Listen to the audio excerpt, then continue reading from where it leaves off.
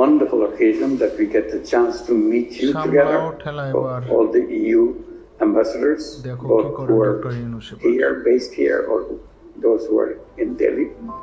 বাংলাদেশিদের জন্য ইউরোপের দেশগুলোর ভিসা সেন্টার দিল্লি থেকে সরিয়ে ঢাকায় কিংবা প্রতিবেশী অন্য কোনো দেশে স্থানান্তরের অনুরোধ করেছেন অন্তর্বর্তী সরকারের প্রধান উপদেষ্টা অধ্যাপক ডক্টর মোহাম্মদ ইউনূস। আজ সোমবার ঢাকায় ইউরোপীয় ইউনিয়নের দেশগুলোর কূটনৈতিকদের সঙ্গে বৈঠকে তিনি এ আহ্বান জানান। দুপুর 12টায় রাজধানীর তেজগাঁওয়ে প্রধান উপদেষ্টার কার্যালয়ে এ বৈঠকে 19 সদস্যের প্রতিনিধি দলের নেতৃত্ব দেন বাংলাদেশে নিযুক্ত ইউরোপীয় ইউনিয়নের head of delegation Michael Miller. প্রায় 2.5 ঘন্টা ব্যাপী এই বৈঠকে 15 জন প্রতিনিধি তাদের মতামত তুলে ধরেন। বৈঠকে শ্রম অধিকার, বাণিজ্য সুবিধা, জলবায়ু পরিবর্তন, মানবাধিকার, international crime tribunal act, Rohingya প্রত্যাবাসন বাস্তবায়ন ও টেকসই ভবিষ্যৎ নির্মাণে উভয়ের অঙ্গীকার ও করণীয় সম্পর্কে আলোচনা হয়েছে।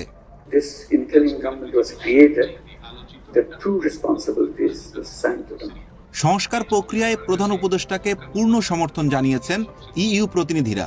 পরামর্শ ও সুপারিশ জানিয়ে নতুন বাংলাদেশ গড়ার লক্ষ্যে পাশে থাকার প্রতিশ্রুতিও দেন তারা। The European Union is committed to supporting Bangladesh's democratic transition the best way we can. As you know, Chief Advisor, we already enjoy rather broad relations. We do see strong potential for our partnership to grow even further.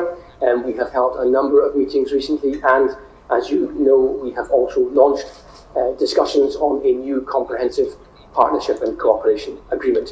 We are engaging on these issues as a sign of European Union support and commitment to stand with Bangladesh, as President von der Leyen said, and to accompany the reform ambitions of the interim government as you prepare for democratic elections.